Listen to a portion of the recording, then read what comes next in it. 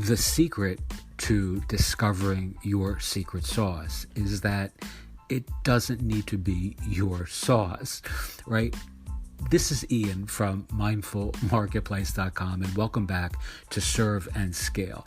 And essentially all we're looking at discovering in these series of workflows and walkthroughs is how you can 10x your impact, your audience, your output, and your income by leveraging other people's products and platforms.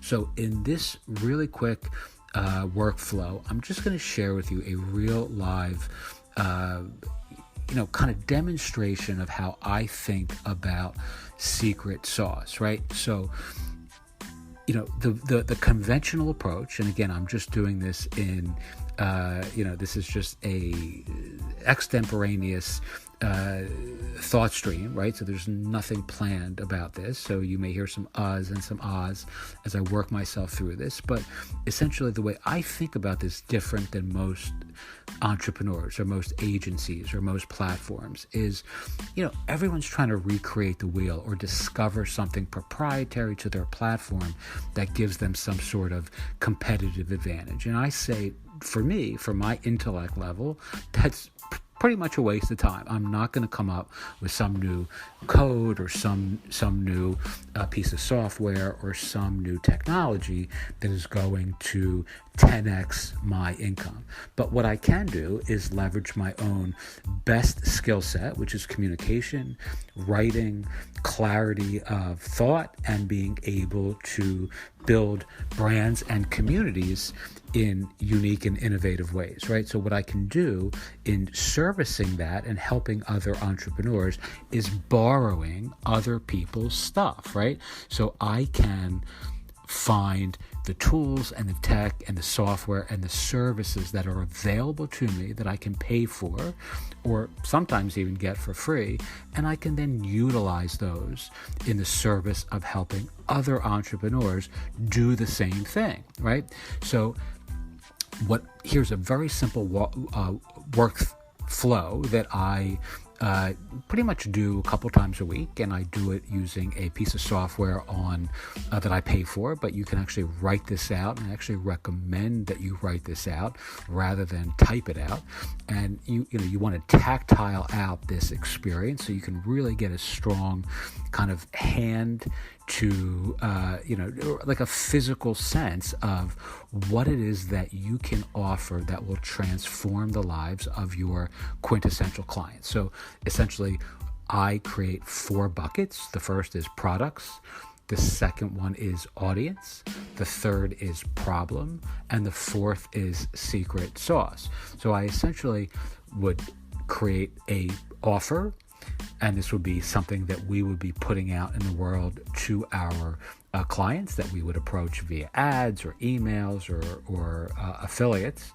And, let's say the product, I know many of you do web design, for an example. So I would do, I'd write web design, web development, and I would flesh out the offer. And then I would say who the audience is. So in this case, because we're building a mindfulness-based community, I would write doctors, therapists, coaches, authors, teachers, spiritual leaders, yogis, maybe even people like chiropractors or those sorts of professionals. So I would have a second bucket, so product for target audience, and the third would be, what is the problem? Like, what is the empirical need that this niche is showing in the world?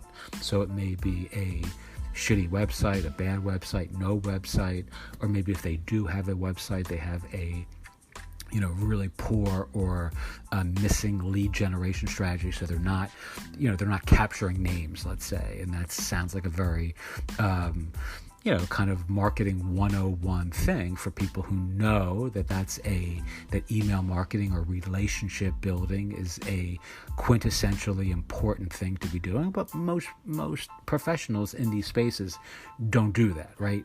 90% or so, in my experience, even people who are successful in these niches that we're targeting have no email marketing capture on their, or at least a prominent one on their website or on their platform.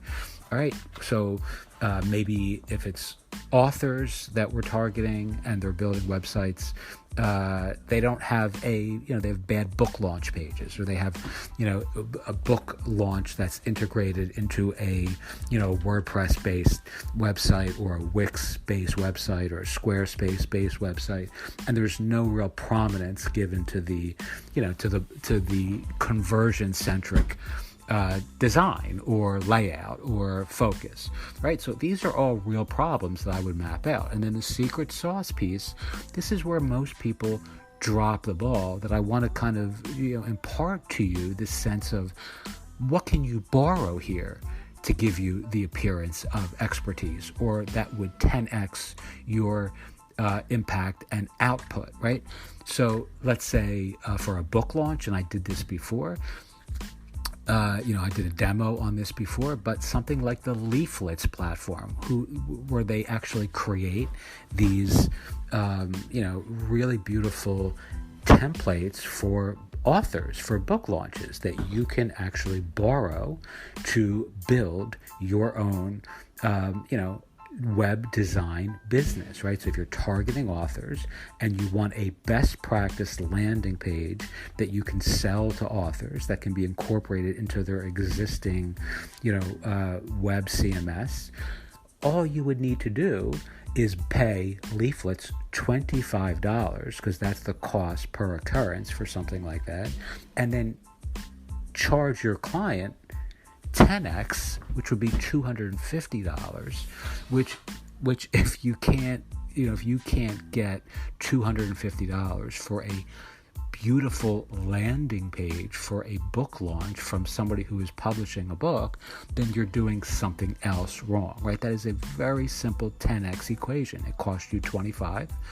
You can sell it for $1,000, but let's even say just 10x would be $250, and it would take you literally, the better part of an hour at most to do the whole thing. I mean, how many of those could you do in a day?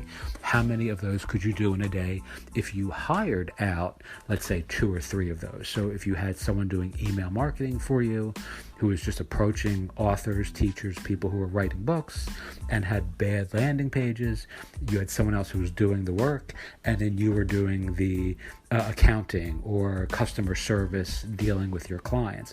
I mean, you can kind of shake this out in whatever way is most suitable to your skills and to your interests and to what excites you, but that is a straight 10x equation it's really a 50x. I mean, you should be able to sell that for $1,000 by bundling a couple of other things into that equation and, making irresistible offers and really just kind of flying with this. But even if you just look at it in the most minimalistic, process possible, I mean, $250 for something like that would be an amazing deal for a real author who's got a real book coming out and has a real shitty solution for that right now. So again, what can you borrow to build?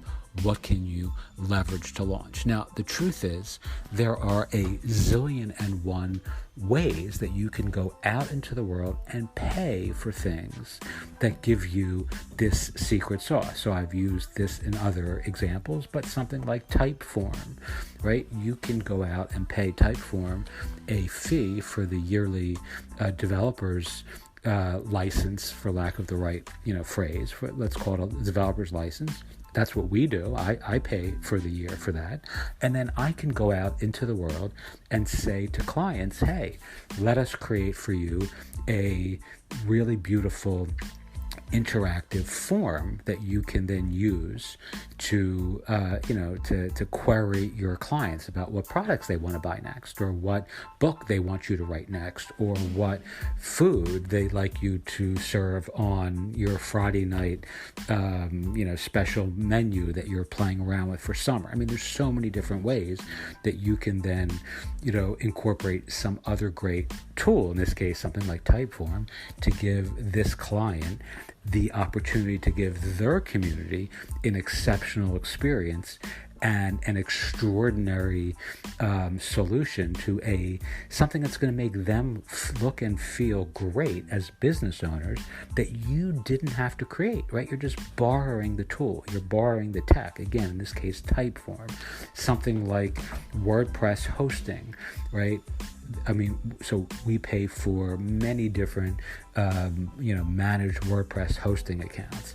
But what that allows me to do for my clients is oftentimes there's a very low incremental cost to giving a client, let's say something like a StudioPress blog that runs on the Genesis framework, and including a year of hosting, managed WordPress hosting, which has a real world cost. So I'm borrowing that tool, that platform, that tech to give someone free hosting, let's say for a year, that costs me nothing because we're already paying for these, large volume hosting accounts where we have all these different, we can just add people and there's very, very low cost to us to add another client. So you're just giving people all these irresistibly appealing offers that really have a real world analog in the real, in by dint of competition. If you look at other folks who are in that space, who are charging for something like that, who will say, well, we'll do your web design for this amount of money, then we'll charge you for hosting, and then you can solve a major problem for people, right? And give them this incredible, irresistible value. And again, for me, if I use a Genesis WordPress theme, which is very reputationally solid in the WordPress space, and hosting that's being delivered by Pressable or WP Engine or whoever, and a couple plugins, let's say for ad tracking and things like that, which give my clients the ability to run retargeting ads on Facebook, etc. Like just running, using, again, things that are available to us that we can just pass on to them. What can we borrow to build? But at the end of the day, giving someone an incredible amount of value for something that can be put together offer-wise and execution-wise really over the course of a short afternoon, and then you have the ability to charge them a really, fair price that is quite lucrative for you and your agency. And if you incorporate affiliates into that and other offers, and you have a larger platform at play, there's really nothing that you can't ultimately accomplish by using this sort of underlying ethos, right? So, in closing, this whole serve and scale series is about creating irresistible offers and asking, what can you stack and pack and amaze and inspire and entice an audience or your quintessential client? What would what would make them pick your platform over any other competition, or pick your agency, or pick your brand to build their brand, right? And we're looking at this, or I'm looking at this serve and scale as a force multiplier, right? So what tools and tech and products and platforms can you incorporate into your offers that allow you to 10x your audience, your output, your impact, and your income without being smarter?